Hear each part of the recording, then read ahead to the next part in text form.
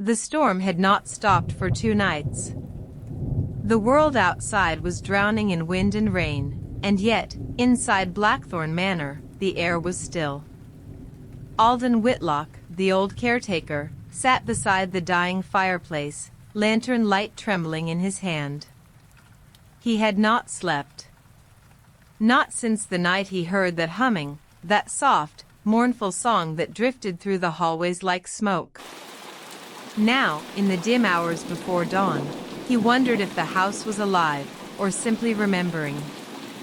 Every creak of the timber sounded like a sigh. Every drip of rain on the roof felt like footsteps overhead. Alden rubbed his tired eyes.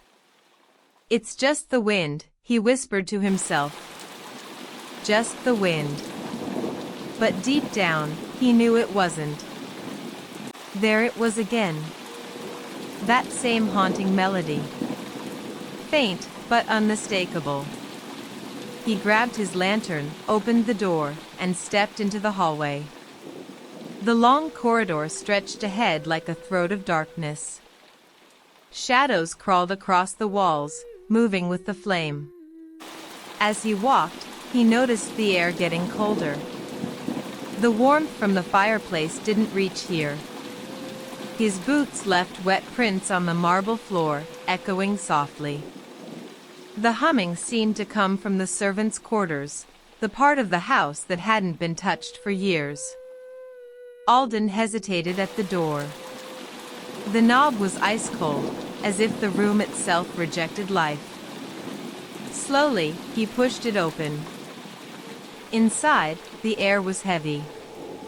The room smelled of damp wood and something faintly sweet, lavender and rot. An old bed stood in the corner, sheets turned gray with dust. On the table beside it lay a small leather-bound journal. Alden brushed off the dust and read the words scrawled across its open page. "She sings to those she wishes to keep."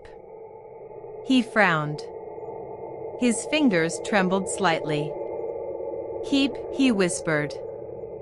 Before he could turn the page, the door behind him slammed shut. The lantern flickered violently, almost going out. From the walls came the faintest sound, whispers. Not one voice. Many. "Alden. Come downstairs. She's waiting for you." His heart hammered in his chest. "Who's there?" No answer, only the creak of the floorboards, as if footsteps circled him in the dark. He lunged for the door, pulling it open. The hallway beyond was empty, silent except for the distant rumble of thunder. He turned back toward the room.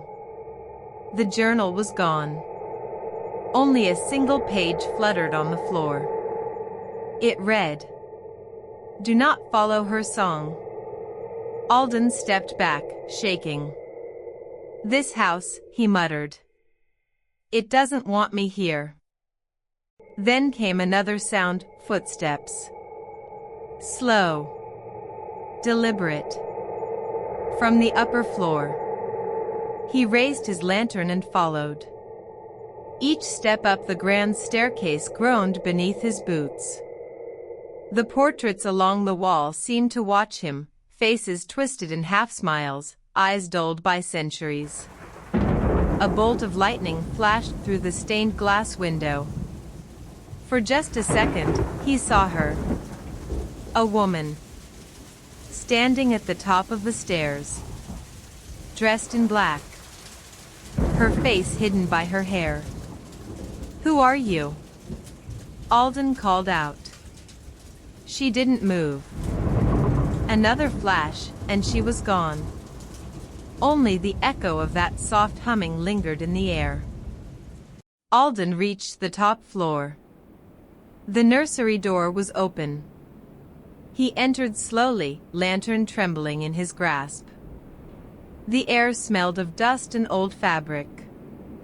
Small toys were scattered across the floor, a wooden horse, a spinning top, a porcelain doll sitting in a chair. The cradle in the corner rocked gently. Is someone here? He whispered. The rocking stopped. For a long, frozen moment, silence. Then, from the cradle, a child's voice murmured softly. Play with us, Mr. Whitlock. The doll's head turned toward him, its glass eye reflecting the lantern's flame. Alden dropped the lantern in shock. The light went out. In the dark, the voices came again, faint laughter, echoing giggles moving in a circle around him. Where are you? He shouted. The laughter stopped instantly. Lightning flashed through the window, revealing dozens of tiny handprints smeared across the floorboards, glowing faintly white. They formed a trail leading to the window. Alden followed the prints, his breath shaking. Beneath the window, carved deep into the wood, were names. Dozens of them. Some old, some new. At the very bottom, freshly cut, was his own name. He stumbled back, whispering, "No, no." Then a voice, clear and cold, spoke right beside his ear. You've already been chosen. Alden spun around. The room was empty. The doll now sat in the cradle, gently rocking itself. The lantern flickered back to life, though no one touched it. On the floor, at his feet, something glinted. A key. Rusted brass, tied to a faded tag that read, Cellar. Alden picked it up, hands trembling. The moment he touched the key, the humming began again, louder this time, coming from the floorboards below. The cellar, he whispered. That's where you are, isn't it? He turned toward the hall. The walls seemed to breathe, wallpaper peeling like skin, candles flickering one by one. Every step he took down the staircase echoed with whispers. The portraits watched him again, but this time, their eyes were open. The manor itself groaned as if alive.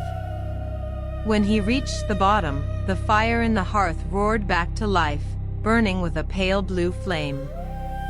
Alden stopped, staring. The shadows on the wall moved against the firelight, forming shapes of people. Dozens of them, all whispering the same phrase over and over. Once you open the cellar, she wakes. He clutched the key tighter. If this house wants me to find her, he said through his teeth, then I'll find her. The whispers fell silent. Only the thunder replied. Alden walked slowly toward the cellar door at the end of the hallway, the one no caretaker had ever touched. The lock glimmered in the lightning.